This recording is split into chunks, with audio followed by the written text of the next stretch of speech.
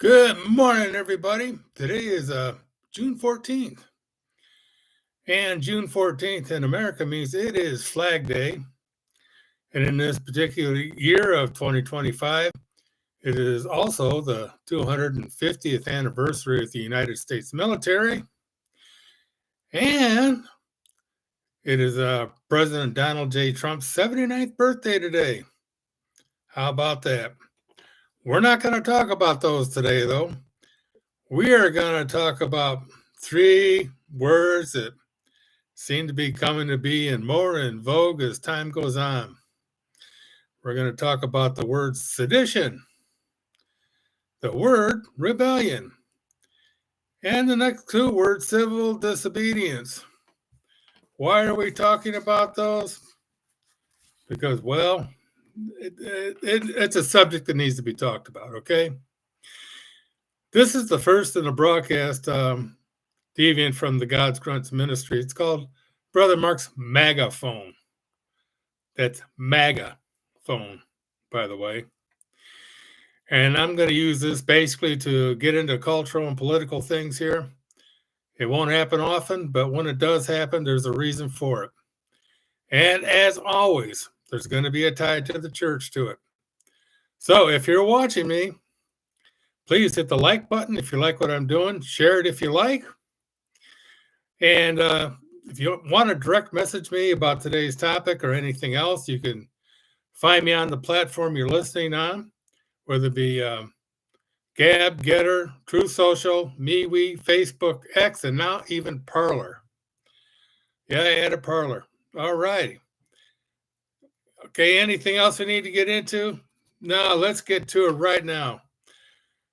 We're going to talk about those three words and why we need to talk about them and what they mean for you and how it affects you, us as Christians, non-Christians, and people of all sorts of faith.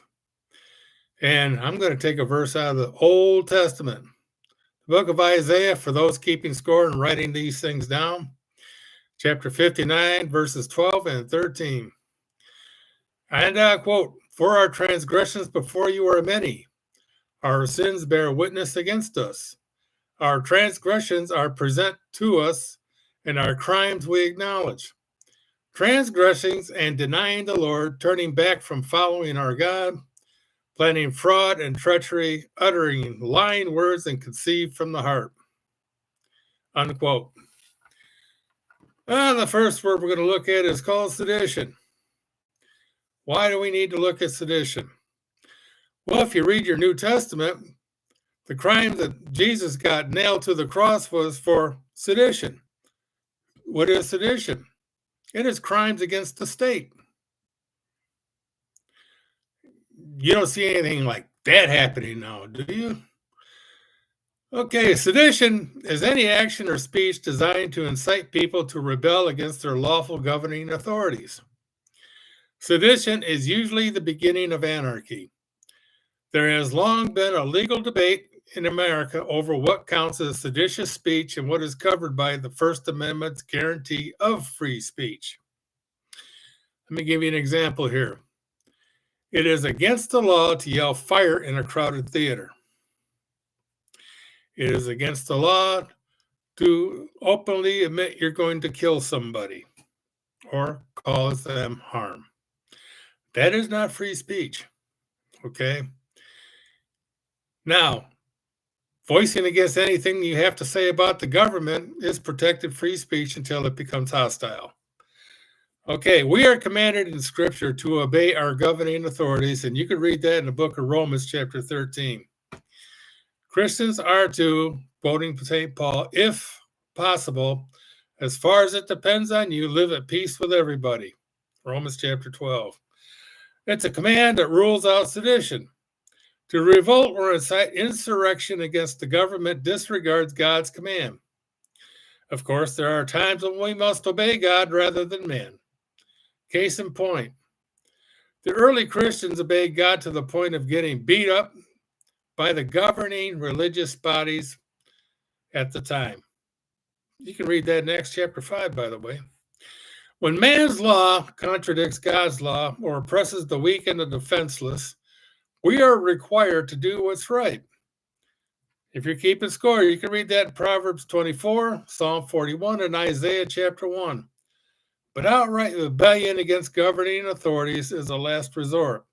Case in point, you are allowed to protest abortions in front of an abortion clinic as long as you do not hinder anybody's access to the doors. That's free speech. America is seeing an increase in sedition as angry mods demand what they perceive to be their rights. Rioters destroy property and cause harm to the innocent and then attempt to justify their own tyranny by claiming that the government, the culture, law enforcement, or another race is oppressing them. Haven't we heard this before? Ironically, the government that they decry is protecting their right to speak out. Such sedition is not to be embraced by those who profess to follow Christ. Christians are to let love be the defining trait in all we do, and you can read that in 1 Corinthians chapter 13. And engaging in insurrection and mob action is not loving. It is not cool to destroy somebody's property because you don't like what's going on. It is not. And if you are arrested, found guilty of that particular crime, you deserve every day in jail you get. Now we're going to talk about another one. It's kind of close, but not quite there as sedition. It's called rebellion. What is rebellion? Well, it's opposition to authority.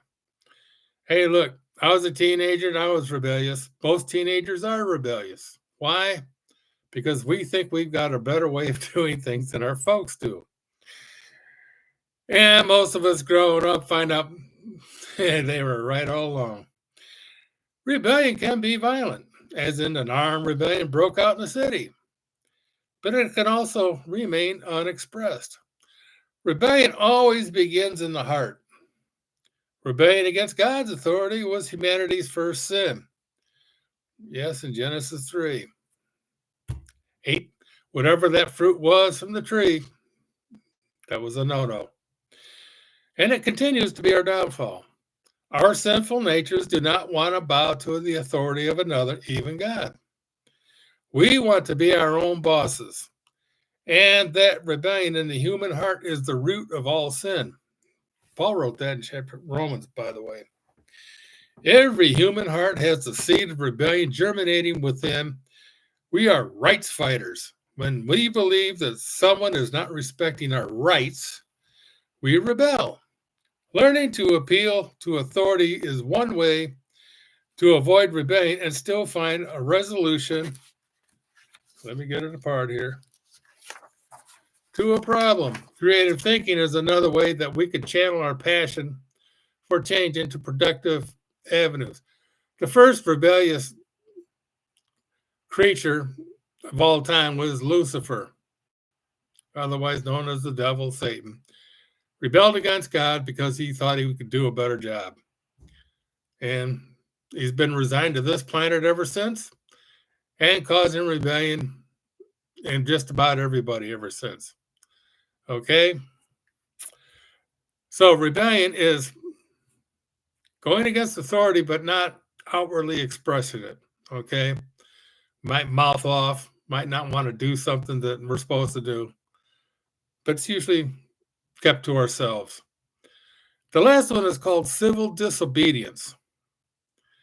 Okay, civil disobedience is what is also called a peaceful protest, which means you get together, you protest, you march, but you don't destroy anything. You don't hurt anybody.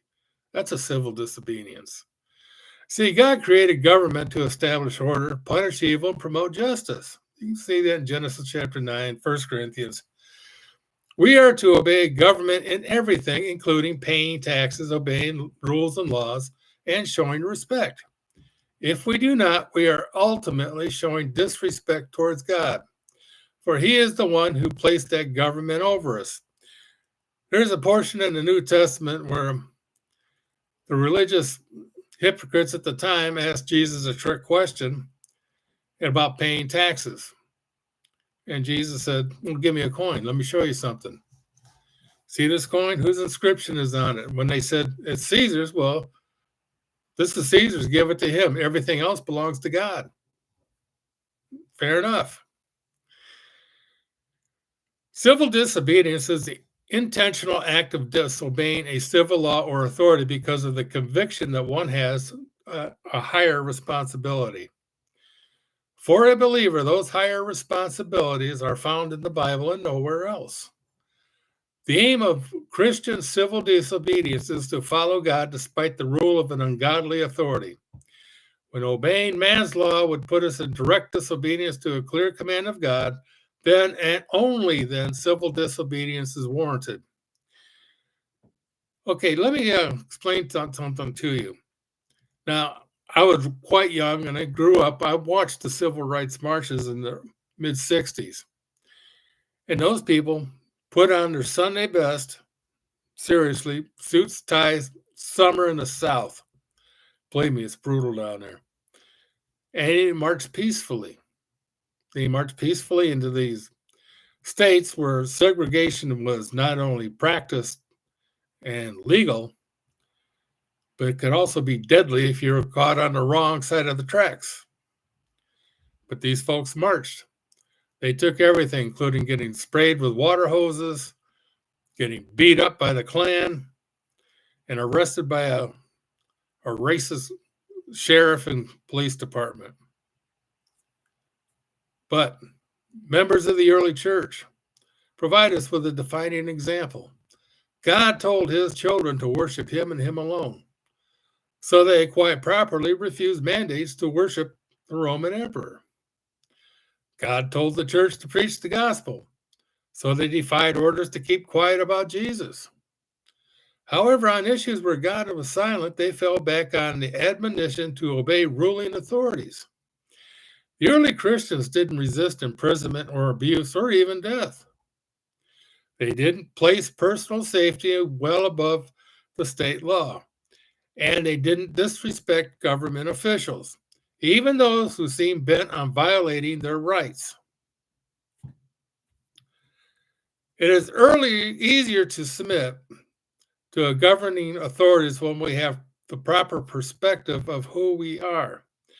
Believers are not primarily citizens of nations, but citizens of heaven. We got to keep that in mind. We have exchanged our worldly rights for submission to God and his plan for us. We are not guaranteed safety or prosperity in this world, but persecution and hate. You don't believe me? Jesus said it.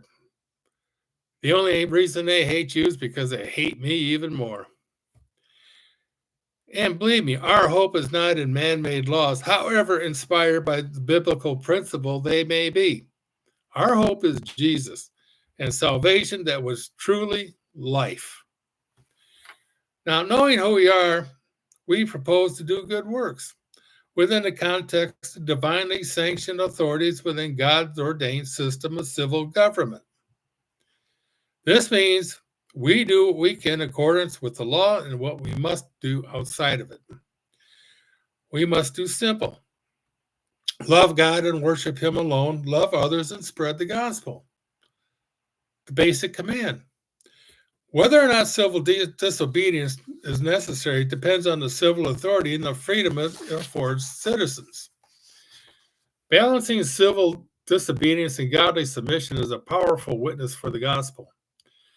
It shows what our priorities are and what our loyalties lie. If we find ourselves crying foul at every perceived violation of our rights, it might be an indication that we've come to love the things of the world. If, however, we limit our protest to issues that are clearly contrary to biblical truth, we're on the right track. If we face inconvenience, hardship, persecution, and even death quietly, reserving civil disobedience for those times when a law would force us to directly disobey God's words, then we are truly not of this world.